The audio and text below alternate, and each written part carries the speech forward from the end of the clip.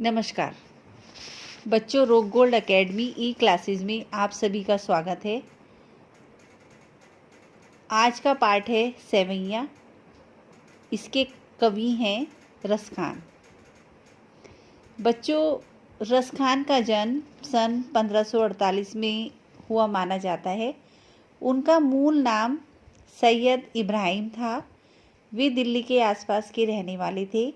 कृष्ण भक्ति ने उन्हें ऐसा मधुर कर दिया था कि गोस्वामी विठलनाथ से दीक्षा ली, ब्रजभूमि में जा बसे और सन 1628 के लगभग उनकी मृत्यु हो गई।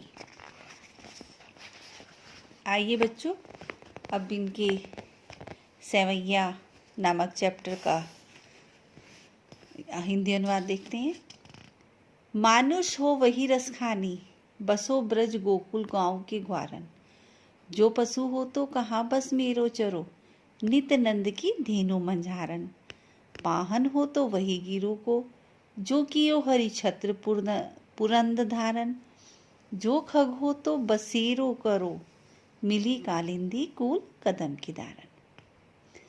बच्चों, यहाँ पे जो रसखान जी हैं वो उन्होंने अपने इष्ट देव श्री कृष्ण की जन्मभूमि ब्रजभूमि के प्रति प्रेम प्रकट करते हुए प्रेम प्रकट किया है। ये ऐसे भी कह सकते हैं कि श्री कृष्ण के प्रति जन्मभूमि और ब्रजभूमि के प्रति प्रेम को प्रकट करते हुए कहते हैं मनुष्य कि मैं अगर अगले जन्म में मनुष्य बनूं तो बसो ब्रज गोकुल गांव के गवारन। तो बसूं, कहाँ बसूं? ब्रज गोकुल गवाले हैं उनके बीच में जन्म लूं।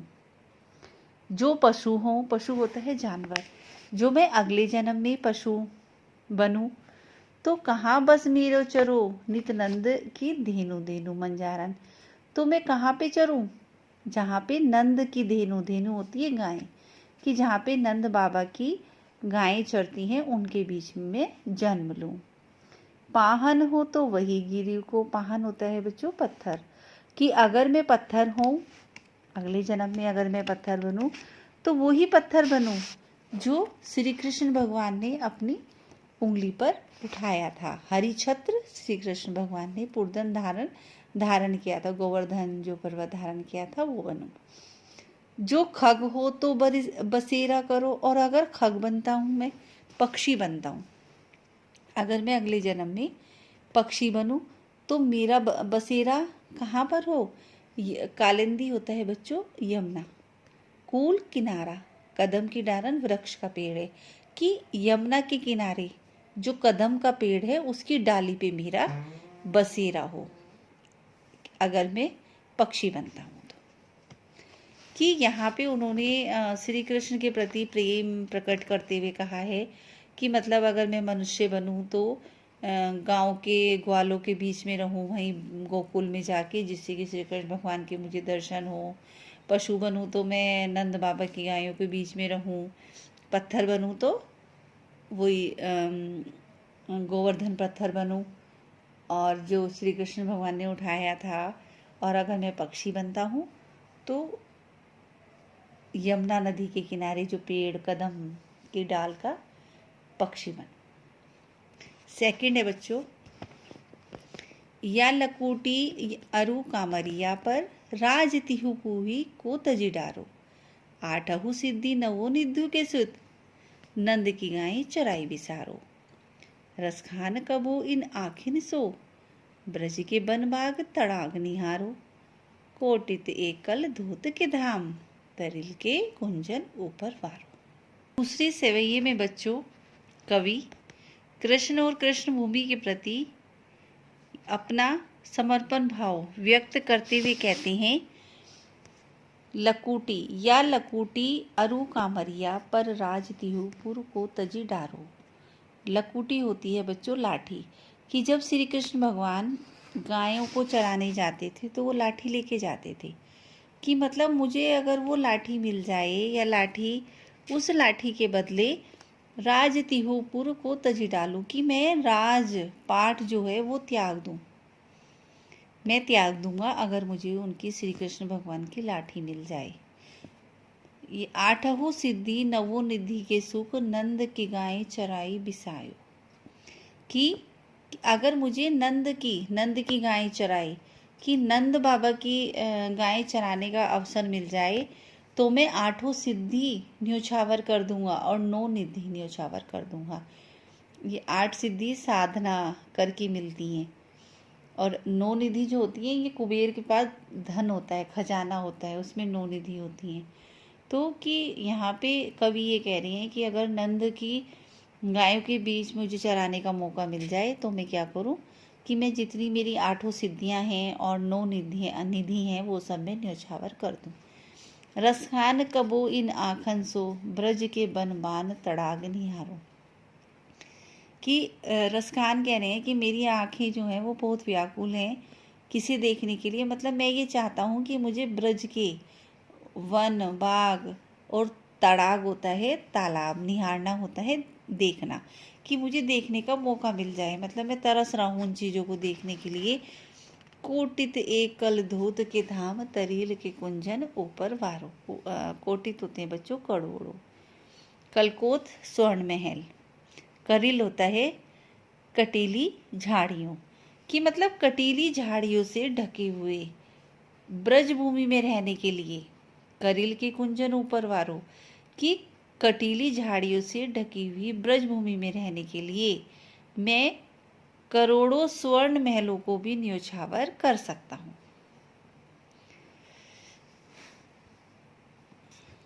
बच्चों नेक्स्ट है थर्ड हमारा, मोर पंखा सिर ऊपर राखियो गुंज की माल गरे पहरियो ओढ़े पितंबर ले लकुटी बन गोधन ग्वारिन संग फिरोगी।